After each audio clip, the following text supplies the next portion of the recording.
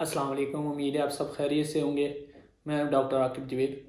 आज का जो हमारा डिस्कशन का टॉपिक है वो है वेजाइनल बर्थ आफ्टर सिजेरियन, जिसको हम वी बैक भी कहते हैं। तो लड़कियों का बहुत कॉमन क्वेश्चन होता है कि क्या हम सिजेरियन सेक्शन के ज़रिए बच्चे की पैदाइश हो तो क्या हम नेक्स्ट प्रेगनेंसी वेजाइनल बर्थ के थ्रू कर सकते हैं या नहीं।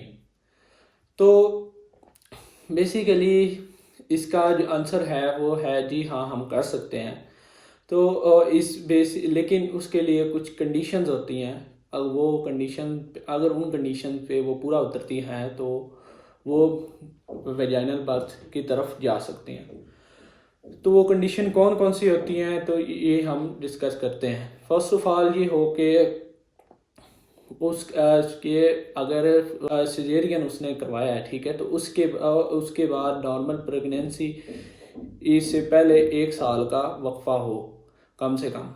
वो वक्फा इसलिए ज़रूरी है क्योंकि आपको पता है कि जब सिजेरियन सेक्शन होता है तो उसमें बेसिकली आपका पेट को चाक किया जाता है, उसके बाद जो आपका जो बच्चेदानी होती है उसको भी चाक किया जाता है। तो कम से कम तकरीबन 1 साल की रिक्वायरमेंट होती है कि वो ज़ख़म अच्छी तरह फिल हो सके, ताकि ये ना हो कि वजाइनल बर्थ हो तो उसमें वो टांके ख़राब हो, मतलब दोबारा वो जगह ख़राब हो, तो उस ख़राब होने का भी ख़तरा होता है। तो इसलिए बेहतर होता है कि 1 साल का कम से कम 1 साल का वक्फा हो प्रेगनेंसी के दरमियान।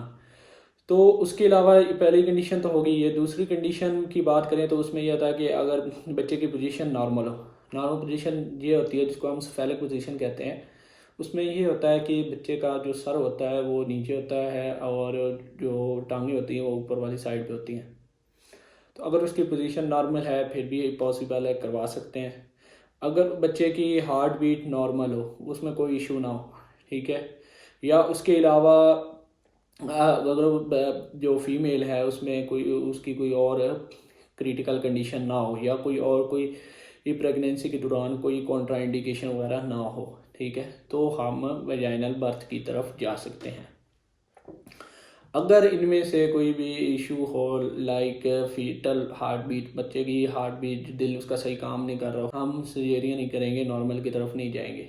अगर फीमेल है वो दूसरा उसके बच्चे की पोजीशन नॉर्मल ना हो तो उस कंडीशन में भी सर्जरी ही करना पड़ता है, नॉर्मल की तरफ नहीं जा सकते। अगर उसके अलावा कोई और कॉन्ट्राइंडिकेशन हो तो हम नॉर्मल की तरफ नहीं जा सकते। तो ये कंडीशन थी जिनके ज़रिए आप सी सेक्शन के बाद नॉर्मल डिलीवरी करवा सकती हैं। अक्सर आपने ये बात सुना होगा, मतलब मैंने भी काफ़ी पेशेंट से सुना है कि यही कहते हैं कि हम एक दफ़ा अगर सिजेरियन हो गया है तो सिर्फ बाद में पूरी ज़िंदगी सिजेरियन के ज़रिए ही बच्चे की पैदाइश हो सकती है और नॉर्मल कभी नहीं हो सकती। लेकिन ये सारी बातें एक मिथ है, ठीक है। अगर जो मैंने आपको कंडीशन बताई है उस पर अगर आप पूरा उतरती हैं तो आप वजाइनल बर्थ की तरफ जा सकती हैं, इसमें कोई इशू नहीं होता है। उम्मीद है कि आपको ये क्वेश्चन क्लियर हो चुका होगा। मिलते हैं इंशाल्लाह नेक्स्ट वीडियो में एक नए टॉपिक के साथ। खुदा हाफिज़।